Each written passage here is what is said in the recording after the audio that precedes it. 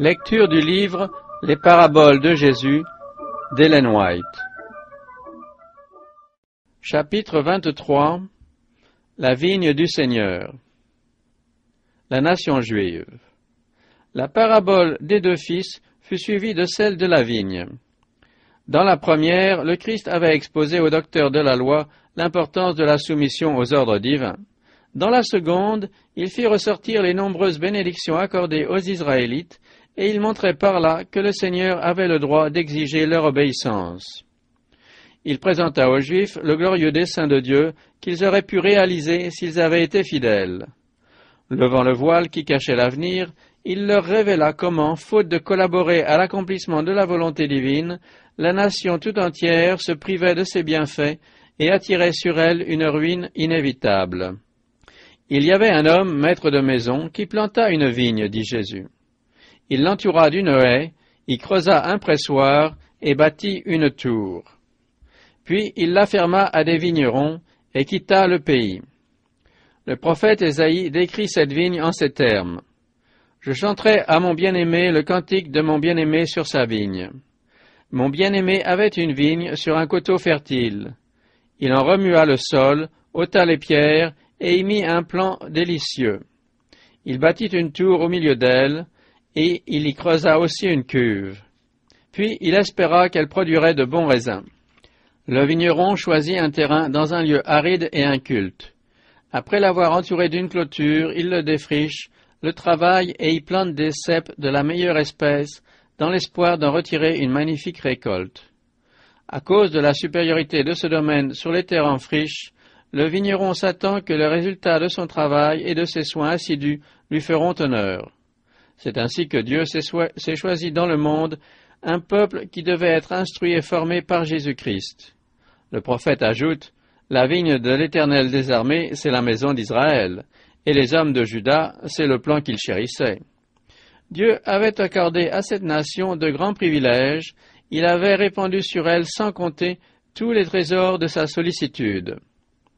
En retour, il pensait qu'elle l'honorerait en portant du fruit. Elle devait mettre en évidence les principes de son royaume. Au milieu d'un monde déchu et pervers, elle était destinée à représenter le caractère de Dieu. En sa qualité de vigne du Seigneur, Israël devait produire des fruits tout à fait différents de ceux des nations païennes, idolâtres, adonnés à la méchanceté, à la violence, au crime, à la cupidité, à l'oppression et à la débauche. L'iniquité, la dégradation et la misère, voilà les fruits donnés par cet arbre corrompu. À côté d'eux, les grappes de la vigne du Seigneur devaient offrir un contraste frappant. Le privilège d'Israël était donc de représenter le caractère de Dieu tel qu'il avait été révélé à Moïse. Répondant à la prière de celui-ci, « Fais-moi voir ta gloire », le Tout-Puissant déclara, « Je ferai passer devant toi toute ma bonté. » L'Éternel passa devant lui et s'écria, « L'Éternel, l'Éternel, Dieu miséricordieux et compatissant, lent à la colère, riche en bonté et en fidélité, qui conserve son amour jusqu'à 1000 générations, qui pardonne l'iniquité, la rébellion et le péché. » C'était le fruit que Dieu attendait de son peuple.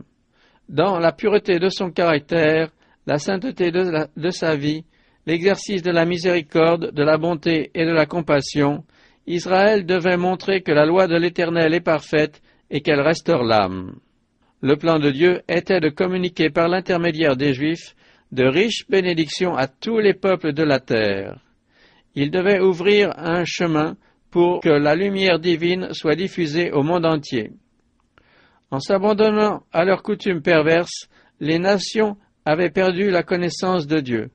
Mais dans sa miséricorde, le Seigneur ne les avait pas anéantis, car il désirait leur donner, grâce à son Église, une occasion de venir à lui. Il tenait à ce que les principes révélés par son peuple deviennent le moyen de restaurer son image dans l'homme. C'est dans cette intention qu'il appela Abraham à quitter sa parenté idolâtre pour se rendre au pays de Canaan. « Je ferai de toi une grande nation et je te bénirai. Je rendrai ton nom grand et tu seras une source de bénédiction. » Les descendants d'Abraham, Jacob et sa postérité furent conduits en Égypte dans ce grand pays corrompu pour y révéler les principes du royaume de Dieu. La droiture de Joseph et la manière merveilleuse dont il préserva les Égyptiens de la famine constituaient une image de la vie du Christ. Moïse et beaucoup d'autres encore furent des témoins de Dieu. En faisant sortir Israël d'Égypte, le Seigneur manifesta une fois de plus sa puissance et sa miséricorde. Les miracles éclatants qu'il opéra pour le délivrer de la servitude et sa façon de le conduire dans le désert ne visaient pas le seul avantage du peuple hébreu, mais ils devaient également servir de leçon aux nations voisines. L'Éternel se révéla ainsi comme un Dieu supérieur à toute autorité et à toute grandeur humaine. Les signes et les prodiges accomplis en faveur d'Israël montraient sa puissance sur la nature et sur son plus fervent adorateur. Le Seigneur visita l'orgueilleux royaume des Égyptiens comme il le fera pour toute la terre dans les derniers jours de l'histoire humaine. Le grand « Je suis » délivra son peuple par le feu et la tempête, le tremblement de terre et la mort. Il le retira du pays de l'esclavage et le conduisit à travers ce grand et affreux désert où il y a des serpents brûlants et des scorpions dans les lieux arides et sans eau. Il fit même jaillir pour lui de l'eau du rocher le plus dur, et il le nourrit avec le blé du ciel. Moïse déclare, « La portion de l'Éternel, c'est son peuple. Jacob est la part de son héritage. Il l'a trouvé dans une contrée déserte, dans une solitude aux effroyables hurlements.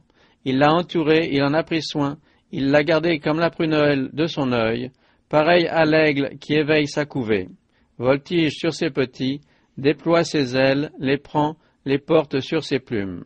L'Éternel seul a conduit son peuple, et il n'y avait avec lui aucun Dieu étranger. C'est ainsi qu'il attira Israël à lui, afin qu'il habite à l'ombre du Tout-Puissant. C'est le Christ qui conduisit les Hébreux dans leurs étapes à travers le désert.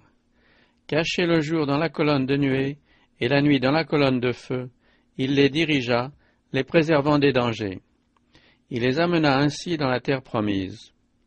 À la vue de toutes les nations qui ne connaissaient pas Dieu, il établit le peuple d'Israël comme son bien de prédilection, comme la vigne de l'Éternel. C'est à ce peuple que furent confiés les oracles divins. Il fut entouré comme d'une haie par les préceptes de la loi, ses principes éternels de justice, de vérité et de pureté. L'obéissance à ces règles devait être sa protection. Cette loi devait empêcher les Hébreux de se détruire eux-mêmes par la pratique du péché. Et Dieu plaça son Saint-Temple au milieu d'eux, comme une tour au milieu d'une vigne. Le Christ était l'instructeur d'Israël. De même qu'il avait été son guide dans le désert, de même il restait toujours son conducteur et son maître. Dans le tabernacle, puis dans le temple, sa gloire se manifestait dans une lumière, la sainte Shekinah, qui se trouvait au-dessus du propitiatoire. Il ne cessait de répandre sur eux les richesses de son amour et de sa patience. Dieu désirait que son peuple serve à la louange et à la gloire de son nom. Il lui accorda tous les avantages spirituels.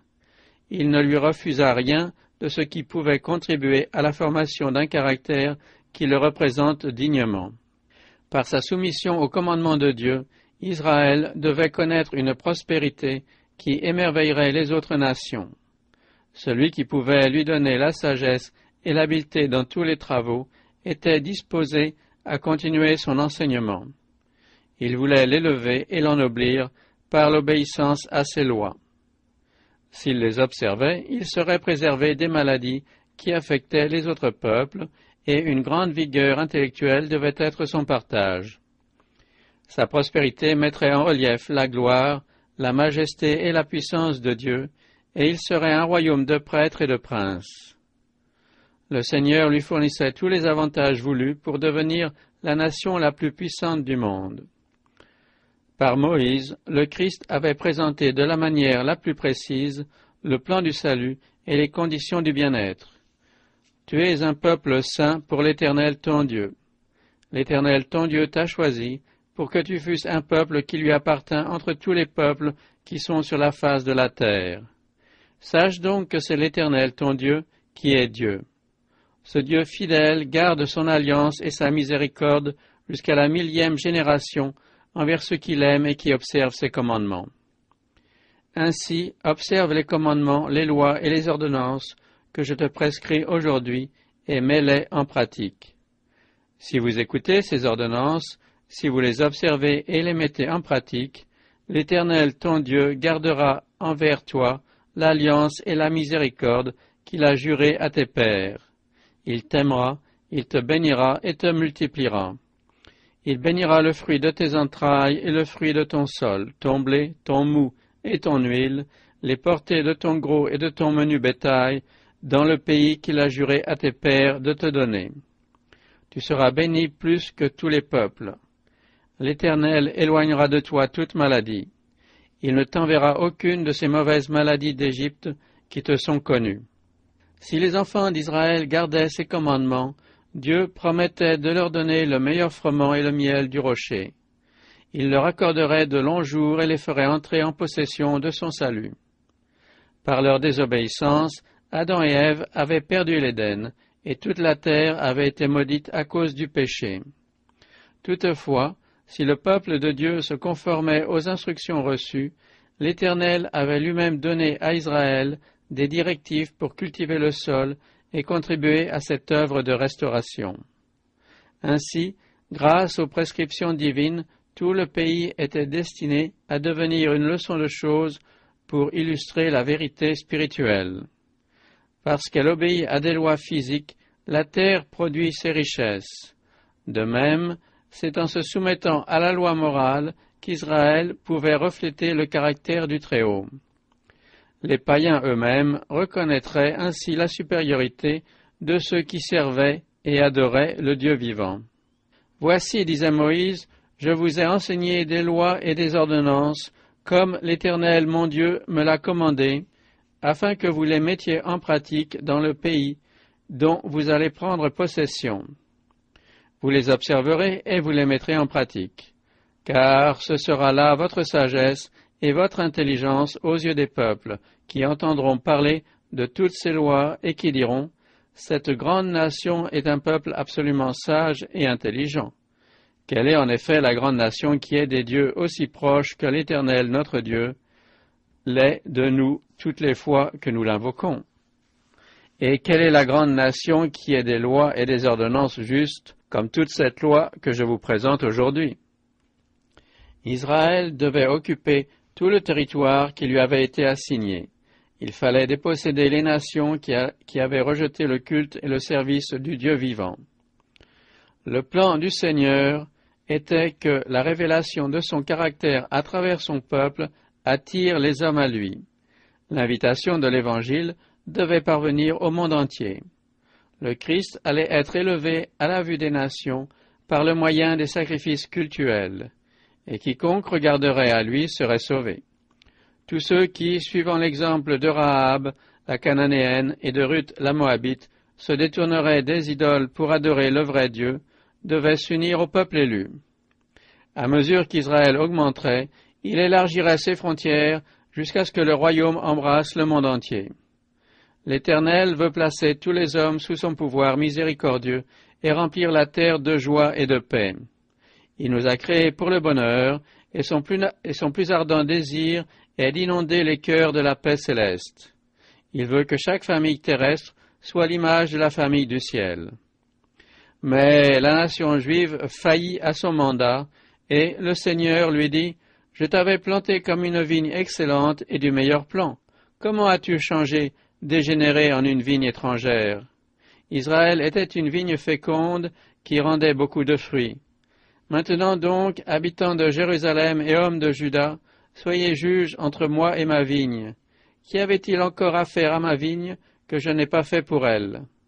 Pourquoi, quand j'ai espéré qu'elle produirait de bons raisins, en a-t-elle produit de mauvais? Je vous dirai maintenant ce que je vais faire à ma vigne. J'en arracherai la haie pour qu'elle soit broutée. J'en abattrai la clôture pour qu'elle soit foulée aux pieds. Je la réduirai en ruine, elle ne sera plus taillée ni cultivée. Les ronces et les épines y croîtront. Et je donnerai mes ordres aux nuées, afin qu'elles ne laissent plus tomber la pluie sur elles. Il avait espéré de la droiture, et voici du sang versé, de la justice, et voici des cris de détresse. Le Seigneur avait chargé Moïse de montrer aux enfants d'Israël quels seraient les résultats de leur infidélité. En violant son alliance, il se séparerait de la vie de Dieu et se priverait de ses bénédictions. Garde-toi, dit Moïse, d'oublier l'Éternel ton Dieu, au point de ne pas observer ses commandements, ses ordonnances et ses lois que je te prescris aujourd'hui. Lorsque tu mangeras et te rassasieras, lorsque tu bâtiras et tu habiteras de belles maisons, lorsque tu verras multiplier ton gros et ton menu bétail, s'augmenter ton argent et ton or, et s'accroître tout ce qui est à toi, prends garde que ton cœur ne s'enfle et que tu n'oublies l'Éternel ton Dieu. Garde-toi de dire en ton cœur, « Ma force et la puissance de ma main m'ont acquis ces richesses. » Si tu oublies l'Éternel ton Dieu et que tu ailles après d'autres dieux, si tu les sers et te prosternes devant eux, je vous déclare formellement aujourd'hui que vous périrez. Vous périrez comme les nations que l'Éternel fait périr devant vous, parce que vous n'aurez point écouté la voix de l'Éternel votre Dieu. Israël ne prit point garde à cet avertissement, et il oublia l'Éternel, perdant de vue qu'il détenait le privilège immense de le représenter sur la terre. Les bénédictions qu'il avait reçues ne servirent de rien au monde, car il exploitait tous ses avantages pour sa propre glorification. Il frustrait Dieu du service demandé, et il frustrait l'humanité de directives religieuses, aussi bien que d'un saint exemple.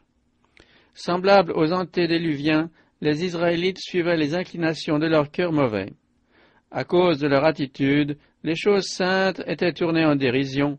Ils allaient répétant « C'est ici le temple de l'Éternel, le temple de l'Éternel, le temple de l'Éternel », alors qu'ils déshonoraient en fait le caractère, le nom et le sanctuaire de Dieu. Les vignerons auxquels le maître avait confié le soin de sa vigne furent infidèles à leur mission. Les prêtres et les docteurs de la loi n'instruisirent pas convenablement la nation et ne la rendirent pas sensible à la bonté et à la miséricorde divine. Ils n'insistèrent pas sur les droits du Seigneur à être aimé et servi. Ces ouvriers ne recherchèrent que leur propre gloire et s'approprièrent les fruits de la vigne. Leur souci principal était d'attirer sur eux-mêmes l'attention et les hommages. La culpabilité de ces chefs d'Israël ne ressemblait en rien à celle du commun peuple. De solennelles obligations reposaient sur eux. Ils s'étaient engagés à enseigner la parole de Dieu et à s'y conformer strictement. Cependant, ils pervertirent les saintes Écritures et placèrent de lourds fardeaux sur les épaules des Israélites, imposant des cérémonies à presque chaque moment de la vie. Le peuple vivait dans une obsession continuelle, car les règlements des rabbins étaient trop difficiles à suivre. Devant l'impossibilité de garder tous ces commandements humains, on finit par se relâcher aussi dans l'observation des préceptes divins. Le Seigneur avait appris aux enfants d'Israël qu'il était le propriétaire de la vigne et que tous les biens dont ils avaient la charge devaient servir à sa gloire. Mais les prêtres et les docteurs ne s'acquittèrent pas des devoirs sacrés qui leur incombaient en tant que dépositaires. Systématiquement, ils s'appropriaient ce que l'Éternel leur avait confié en vue de l'avancement de son œuvre. Par leur cupidité et leur avarice, ils étaient devenus un objet de mépris même pour les païens, qui recevaient ainsi une fausse image du caractère de Dieu et des lois de son royaume. Avec un cœur de père, le Seigneur supportait les écarts de son peuple. Il l'attirait à lui, soit en lui accordant des bénédictions, soit en les lui retirant. Patiemment, il lui rappelait ses péchés et attendait avec indulgence qu'il les reconnaisse. Il suscita des prophètes et des messagers pour le rendre attentif à ses droits sur le produit de la vigne. Mais, au lieu de les recevoir, on les traita en ennemis. Les vignerons les opprimèrent et les mirent à mort. Dieu leur envoya d'autres serviteurs, mais ils subirent le même sort que les premiers. On leur voua encore une haine accrue. Recourant à un dernier moyen, le Seigneur envoya son propre Fils en disant « Ils auront du respect pour mon Fils ». Mais leur entêtement leur avait enlevé tout scrupule, et ils se dirent l'un à l'autre « Voici l'héritier, venez, tuons-le, et emparons-nous de son héritage. Nous aurons alors la vigne pour nous, et nous ferons de la récolte ce que bon nous semblera. » Les chefs d'Israël n'aimaient pas Dieu. C'est pourquoi ils s'éloignèrent de lui et rejetèrent toute proposition de réconciliation. Le Fils bien-aimé vint pour affirmer les droits du propriétaire de la vigne, mais les ouvriers le traitèrent avec mépris en disant « nous ne voulons pas que cet homme règne sur nous. Ils étaient jaloux du Christ à cause de la beauté de son caractère. Sa méthode d'enseignement était bien supérieure à la leur, et ils redoutaient son succès. Jésus les reprenait, fustigeant leur hypocrisie, et révélait quelles seraient les conséquences de leur attitude, ce qui excitait leur rage. Les reproches qu'ils ne pouvaient réduire au silence les piquaient au vif. Ils haïssaient l'idéal de justice que le Christ présentait continuellement. Et, comme son enseignement dévoilait leur tendance égocentrique, ils résolurent de le faire mourir.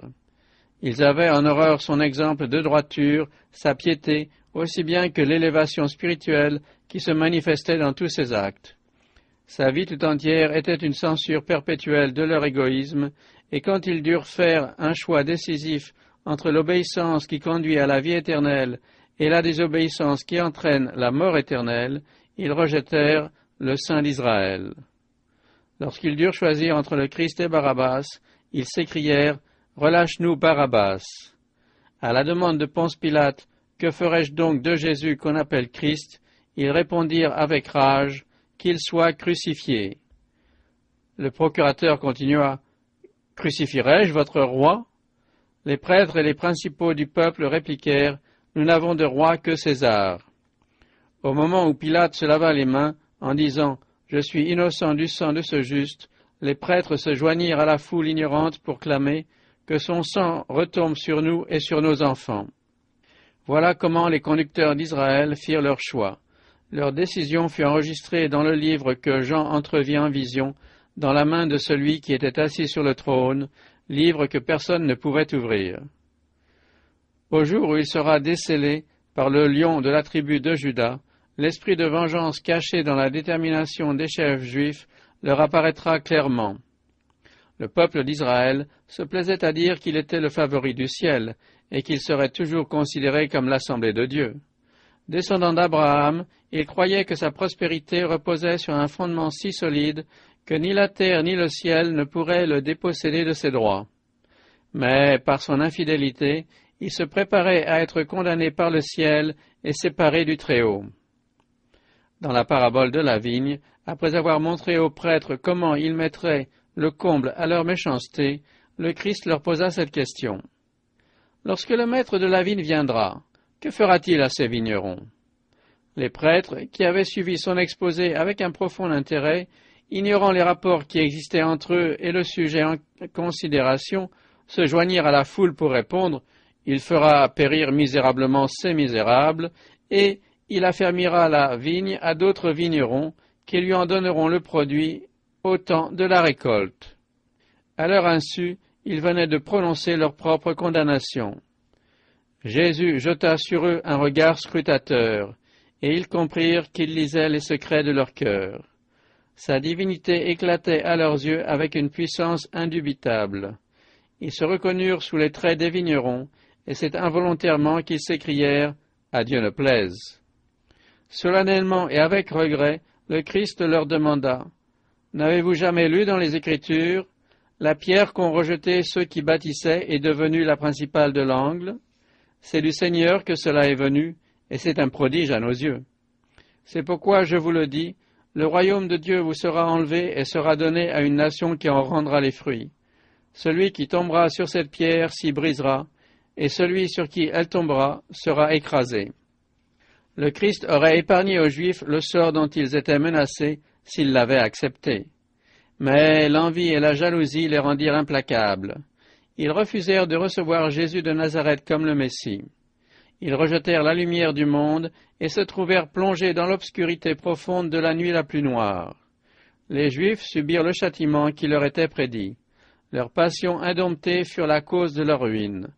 Dans leur fureur aveugle, ils s'entretuèrent, et leur révolte orgueilleuse et obstinée contre les Romains leur attira la colère de leurs vainqueurs.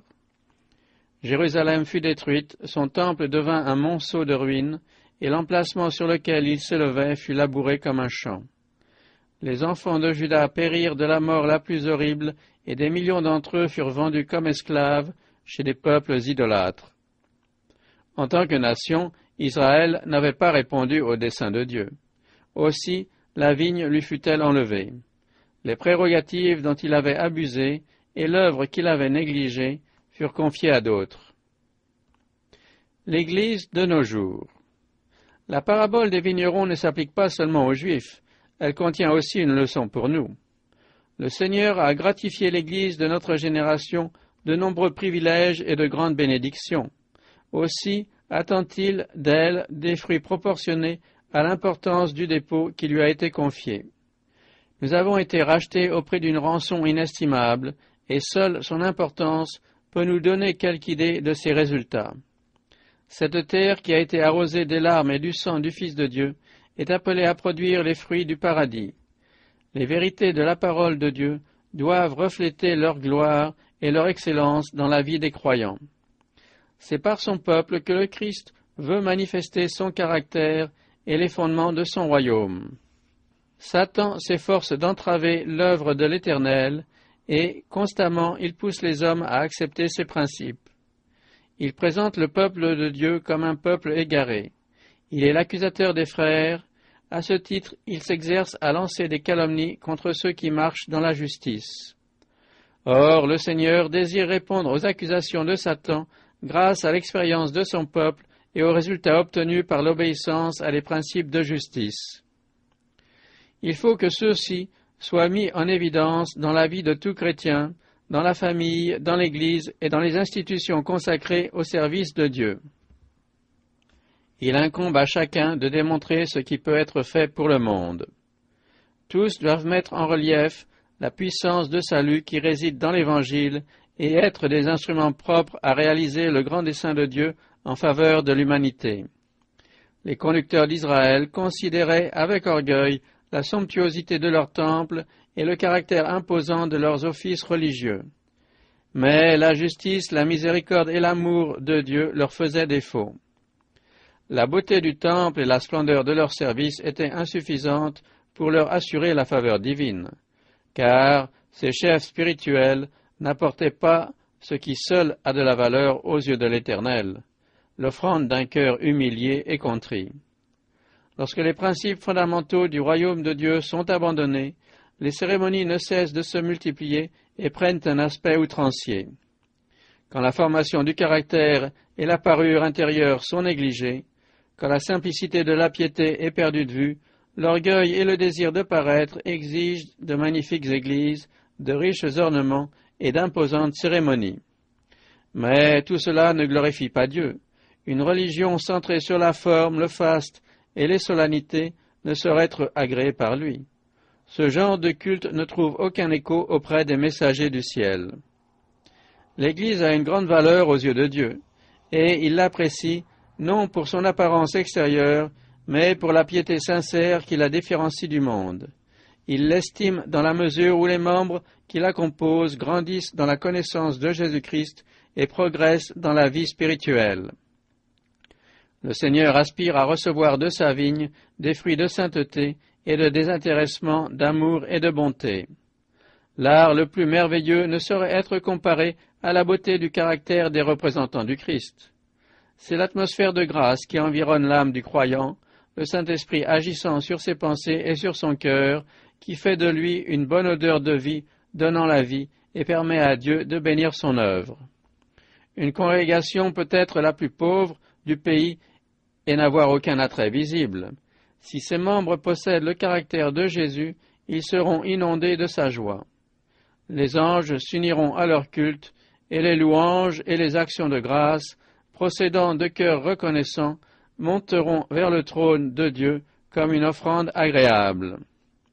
Le Seigneur désire que nous nous entretenions de sa bonté et de sa puissance. Il est honoré par l'expression de nos sentiments de gratitude. Celui qui offre pour sacrifice des actions de grâce me glorifie, dit-il. Dans ses pérégrinations à travers le désert, Israël bénissait l'Éternel par des chants sacrés. Les commandements et les promesses divines avaient été mis en musique, et ses pèlerins les chantaient tout le long de leur route. En Canaan, à l'occasion de leurs festivités religieuses, les Israélites racontaient les œuvres merveilleuses de Dieu et faisaient monter vers le ciel leurs accents de reconnaissance. Le Seigneur voulait que la vie de ses enfants soit une vie de prière. C'est ainsi que l'on faisait connaître sur la terre sa voix, et parmi toutes les nations son salut. Il devrait en être ainsi à notre époque, où les peuples de la terre adorent de faux dieux. Nous devons les en détourner, non en dénonçant leurs idoles, mais en les amenant à la contemplation de quelque chose de meilleur. Il faut leur révéler la bonté de Dieu. Vous êtes mes témoins, dit l'Éternel, c'est moi qui suis Dieu. Le Seigneur aimerait que ses enfants apprécient le plan de la rédemption et l'immense privilège qu'il leur accorde en les traitant comme ses fils et ses filles. Il désire les voir marcher devant lui en obéissant avec reconnaissance. Il souhaite qu'ils vivent d'une vie nouvelle et le servent chaque jour avec joie. Son plaisir est d'entendre la gratitude jaillir de leur cœur à la pensée que leurs noms sont écrits dans le livre de vie de l'agneau et qu'ils peuvent se décharger de tous leurs soucis sur celui qui prend soin d'eux. Il nous invite à nous réjouir parce que nous sommes son héritage, parce que la justice du Christ est le vêtement blanc des saints et que nous avons la bienheureuse espérance du retour prochain de notre Sauveur. Louer Dieu de tout son cœur et en toute sincérité a autant d'importance que la prière. Montrons au monde et aux habitants du ciel que nous apprécions le merveilleux amour du Père pour l'humanité déchue et que nous nous attendons à recevoir de sa plénitude des bénédictions de plus en plus abondantes. Nous devons parler bien davantage des points lumineux de notre expérience chrétienne. Après une effusion particulière de l'Esprit Saint, notre joie dans le Seigneur et notre efficacité à son service seront grandement accrues si nous nous exprimons sur la bonté et les merveilles de notre Dieu en faveur de ses enfants. Des conversations sur ces thèmes tiennent en échec la puissance de Satan. Elles bannissent l'esprit de mécontentement et de murmure, et le tentateur perd ainsi du terrain. Elles contribuent à la formation du caractère indispensable pour pénétrer un jour dans les demeures éternelles. Un tel témoignage exercera son influence sur nos semblables. Il n'est pas de méthode plus efficace pour gagner des âmes au Christ. Honorons le Seigneur en le servant réellement et en faisant tout ce qui dépend de nous pour que son nom soit glorifié. Dieu nous a comblés de ses bienfaits pour que nous les partagions avec d'autres et que nous révélions ainsi son caractère au monde. Dans l'Ancienne Alliance, les dons et les offrandes constituaient une partie essentielle de l'adoration. Les Israélites devaient consacrer le 10e de leurs revenus au service du sanctuaire. Ils devaient en outre apporter des sacrifices pour le péché, des offrandes volontaires et des sacrifices d'action de grâce. C'est ainsi qu'il était pourvu à cette époque au support du ministère évangélique. Dieu ne nous demande pas moins qu'à Israël. La grande œuvre du salut des âmes doit se poursuivre activement et il faut qu'elle soit soutenue par les dîmes, les dons et les offrandes des croyants. Le Seigneur a prévu ce moyen pour subvenir aux besoins du ministère. Il réclame la dîme comme sa propriété et nous devons toujours la considérer comme un dépôt sacré destiné à être versé dans son trésor pour le bien de sa cause. Il nous demande aussi des offrandes volontaires et des sacrifices d'action de grâce. Tout cela doit être consacré à la diffusion de l'Évangile jusque dans les régions les plus reculées de la terre.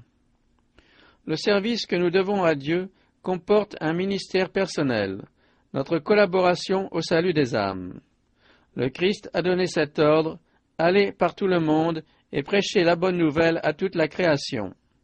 Ces paroles s'adressent à chaque disciple du Sauveur. Tous les élus sont mandatés par Dieu pour aller porter la bonne nouvelle du salut à leurs semblables. Leur cœur doit battre à l'unisson de celui de Jésus. Ils éprouveront pour les âmes un amour identique au sien. Tous ne peuvent pas remplir la même fonction dans l'œuvre de Dieu, mais il y a une place pour chacun. Autrefois, Abraham, Isaac, Jacob, Moïse, cet homme sage et patient, ainsi que Josué avec ses nombreuses capacités, furent enrôlés dans le service divin. La musique de Marie, le courage et la piété de Déborah, l'affection filiale de Ruth, l'obéissance et la loyauté de Samuel, la fidélité austère d'Élie, l'influence apaisante d'Élisée, tout fut employé. Ainsi, de nos jours, il faut que tous ceux qui jouissent de la bénédiction de Dieu répondent à son appel par un service effectif. Chaque talent doit être utilisé pour l'avancement de son royaume et la gloire de son nom. Tous ceux qui acceptent le Christ comme leur sauveur personnel doivent démontrer la vérité de l'Évangile et sa puissance vivifiante. Dieu n'exige rien de nous sans en avoir prévu la réalisation. Par la grâce du Christ, nous pouvons répondre à toutes les exigences divines. Les richesses du ciel doivent être révélées par le peuple du Très-Haut. Jésus a dit, « Si vous portez beaucoup de fruits, c'est ainsi que mon Père sera glorifié et que vous serez mes disciples. » La terre entière est la vigne du Seigneur. Bien qu'elle soit aujourd'hui entre les mains de l'usurpateur, elle appartient à Dieu, aussi bien par droit de création que par droit de rédemption. Le sacrifice du Christ fut accompli en faveur de l'humanité. Dieu a tant aimé le monde qu'il a donné son Fils unique. C'est par ce don que tous les autres sont accordés aux hommes. Quotidiennement, le monde entier reçoit la bénédiction divine. Chaque goutte de pluie, chaque rayon de soleil, chaque feuille, chaque fleur et chaque fruit sont des manifestations de la longue patience et du grand amour de Dieu envers un monde ingrat. Que rendons-nous au grand dispensateur de toutes ces choses? Quel cas faisons-nous des droits qu'il a sur nous? À qui la plupart des hommes consacrent-ils leur vie? Ils s'adonnent au culte de Mammon. Les richesses, les honneurs et les plaisirs, voilà ce qu'ils recherchent. Ils acquièrent la fortune en volant, non seulement leurs semblables, mais Dieu lui-même. Ils usent de leur talent pour satisfaire leur égoïsme. Tout ce dont ils peuvent s'emparer est mis au service de leur avidité et de leur passion des plaisirs. Le péché de nos contemporains est le même que celui qui provoqua la destruction d'Israël. L'ingratitude envers le Seigneur, la négligence des occasions et des bénédictions, l'appropriation pour un usage égoïste des dons de Dieu attirèrent le déplaisir du ciel sur la nation juive. Les mêmes péchés provoqueront aussi la ruine du monde moderne. Les larmes que Jésus répandit sur le mont des Oliviers en contemplant Jérusalem ne furent pas versées sur elle seulement, mais sur toutes les nations. Car dans le sort de Jérusalem, le Sauveur vit l'image de la destruction de la terre entière. Si toi aussi, au moins en ce jour qui t'est donné, tu connaissais les choses qui appartiennent à ta paix, mais maintenant elles sont cachées à tes yeux. En ce jour qui t'est donné, ce jour touche à sa fin. Là, le temps de grâce est sur le point de s'achever, déjà les nuages de la vengeance s'amoncellent. Ceux qui auront rejeté le pardon divin seront bientôt entraînés dans une ruine subite et irrémédiable. Pourtant, les hommes sont plongés dans un profond sommeil. Ils ne reconnaissent pas le temps où Dieu vient les secourir. En ces heures critiques, dans quel état se trouve l'Église? Ses membres répondent-ils aux exigences divines et s'acquittent-ils fidèlement de leur mandat? Révèlent-ils au monde le caractère du Père? Attire-t-il son attention sur le dernier message de miséricorde et d'avertissement que lui adresse le ciel? L'humanité est en péril et des multitudes se meurent. Mais combien peu ceux qui se disent chrétiens ont à cœur le salut des âmes? La destinée d'un monde oscille sur le plateau de la balance. Mais cet état de choses ne semble pas devoir affecter ceux qui prétendent avoir reçu les vérités les plus solennelles jamais confiées à des mortels. Il fait tristement défaut. Il fait tristement défaut l'amour qui poussa le Christ à quitter le ciel et à prendre notre nature, afin que nous soyons touchés au cœur de notre humanité et attirés ainsi vers la divinité. Le peuple de Dieu semble frappé de stupeur, d'une paralysie spirituelle qui l'empêche de prendre conscience de ses devoirs actuels. À leur entrée en Canaan, les Israélites ne répondirent pas au dessein de Dieu qui voulait qu'ils prennent possession de tout le pays. Après une conquête partielle, ils s'installèrent en vue de jouir du fruit de leur victoire. Leur incrédulité et leur amour des aises les poussèrent à se grouper dans les parties conquises au lieu de chercher à occuper de nouveaux territoires. C'est ainsi qu'ils commencèrent à s'éloigner du Seigneur. En n'accomplissant pas le plan de Dieu, ils mirent celui-ci dans l'impossibilité de leur accorder les bénédictions qu'il leur avait promises. L'Église ne suit-elle pas aujourd'hui le même chemin qu'Israël? Bien qu'ils voient le monde entier privé des bienfaits de l'Évangile, les soi-disant chrétiens se réunissent là où ils peuvent en jouir librement. Ils n'éprouvent pas le besoin d'occuper de nouveaux territoires et de porter le message du salut dans des pays où il n'a pas encore été prêché. Ils refusent de s'acquitter de leur mission, aller par tout le monde et prêcher la bonne nouvelle à toute la création.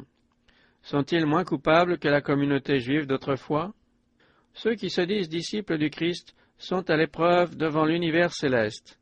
Mais la tiédeur de leurs ailes et la faiblesse de leurs efforts les classent parmi les serviteurs infidèles.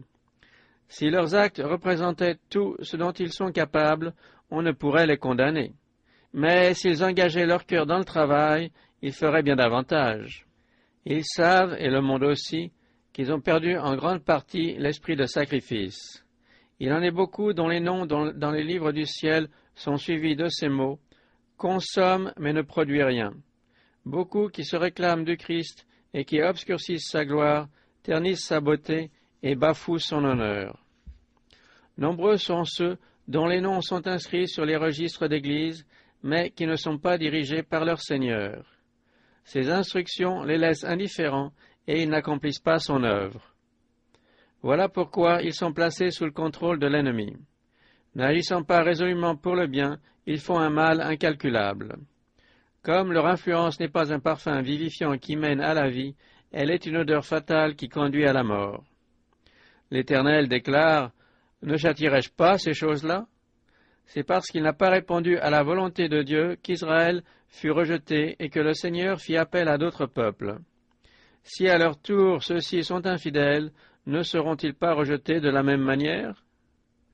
Dans la parabole de la vigne, ce sont les vignerons que le Christ déclare coupables, car ils ont refusé de rendre au propriétaire le produit de sa terre. En Israël, c'étaient les prêtres et les docteurs qui, en induisant le peuple en erreur, avaient privé l'Éternel du culte qui lui était dû et avaient détourné du Christ la nation juive. Jésus présenta la loi de Dieu, exempte de toute tradition humaine, comme la grande règle à laquelle il fallait se soumettre. C'est ce qui lui attira l'inimitié des rabbins, qui avaient élevé des enseignements humains au-dessus de la parole de Dieu et éloigné le peuple de ses préceptes. Ils ne voulaient pas abandonner leurs propres commandements pour suivre les impératifs de l'Écriture. Ils n'étaient pas disposés à sacrifier leur orgueil intellectuel et les louanges des hommes pour l'amour de la vérité. Lorsque le Christ vint présenter à la nation les exigences de Dieu, les prêtres et les anciens lui contestèrent le droit de s'interposer entre eux et le peuple. Ils n'acceptèrent ni ses reproches ni ses avertissements, et ils mirent tout en œuvre pour lui aliéner les sympathies populaires et consommer sa perte. Ces hommes furent les grands responsables du rejet du Christ et des conséquences qu'il entraîna. Le péché et la ruine d'une religion étaient donc imputables à ces conducteurs religieux. De nos jours, les mêmes influences ne sont-elles pas à l'œuvre? Parmi les ouvriers de la vigne du Seigneur, beaucoup ne suivent-ils pas les traces des chefs juifs? Les conducteurs religieux ne détournent-ils pas les âmes de l'obéissance à la parole de Dieu? Au lieu d'enseigner la fidélité aux préceptes divins, n'enseigne-t-on pas la légitimité de la transgression? Du haut de nombreuses chaires, on prêche l'abolition de la loi. Les traditions, les ordonnances et les coutumes humaines sont mises à l'honneur. On se sert des dons du Créateur pour cultiver l'orgueil et la satisfaction personnelle, tandis que l'on méconnaît ses droits. En rejetant la loi du Très-Haut, les hommes ne savent pas ce qu'ils font. N'est-elle pas la transcription du caractère de Dieu, l'incarnation des principes de son royaume? Celui qui refuse de reconnaître ces principes se place en dehors du canal où les bénédictions divines s'écoulent. Ce n'est que par l'observation des commandements que l'on bénéficiera de toutes les promesses faites à Israël. Ce n'est que sur le sentier de l'obéissance que l'on trouvera la même élévation de caractère, la même plénitude de bénédictions. Bénédictions concernant l'esprit, l'âme et le corps, les maisons et les champs, cette vie et la vie à venir. Dans le monde spirituel comme dans le monde matériel, ce n'est que par la soumission aux lois divines que l'on peut porter du fruit. Quiconque enseigne qu'il est permis de fouler aux pieds les commandements de Dieu empêche ceux qui l'écoutent de porter du fruit à sa gloire. Il se rend coupable en refusant au Seigneur les grappes de sa vigne. Les messagers de Dieu viennent à nous avec les ordres du Maître et, comme lui, ils exigent l'obéissance à sa parole. Ils réclament de sa part les fruits de sa vigne, l'amour, l'humilité, l'esprit de sacrifice. Comme les chefs juifs, beaucoup de vignerons ne sont-ils pas outrés de ces demandes? Lorsque les droits de Dieu sont présentés devant le peuple, ces conducteurs religieux n'usent-ils pas de leur influence pour les repousser? Le Seigneur déclare que ces hommes sont les serviteurs infidèles. Les paroles du Tout-Puissant au peuple juif sont un avertissement solennel à l'Église d'aujourd'hui et à ses dirigeants. Dieu dit en parlant d'Israël que j'écrive pour lui toutes les ordonnances de ma loi, elles sont regardées comme quelque chose d'étranger. Aux prêtres et aux docteurs de la loi, il dit aussi, « Mon peuple est détruit parce qu'il lui manque la connaissance. Puisque tu as rejeté la connaissance, je te rejetterai. Puisque tu as oublié la loi de ton Dieu, j'oublierai aussi tes enfants. » Ne fera-t-on aucun cas des avertissements du Seigneur? Laissera-t-on passer les occasions de le servir sans les mettre à profit? Les sarcasmes du monde, l'orgueil intellectuel, les coutumes et les traditions humaines empêcheront-ils les disciples de Jésus de lui rendre le culte qui lui est dû? Rejetteront-ils la parole de Dieu comme les chefs juifs ont rejeté le Christ? Les conséquences du péché d'Israël sont sous nos yeux. L'Église de nos jours tiendra-t-elle compte de cet avertissement? Si quelques-unes des branches ont été retranchées, et si toi qui étais un olivier sauvage, tu as été hanté à leur place et rendu participant de la racine et de la graisse de l'olivier, ne te glorifie pas. Elles ont été retranchées pour cause d'incrédulité, et toi tu subsistes par la foi. Ne t'abandonne pas à l'orgueil, mais crains, car si Dieu n'a pas épargné les branches naturelles, il ne t'épargnera pas non plus.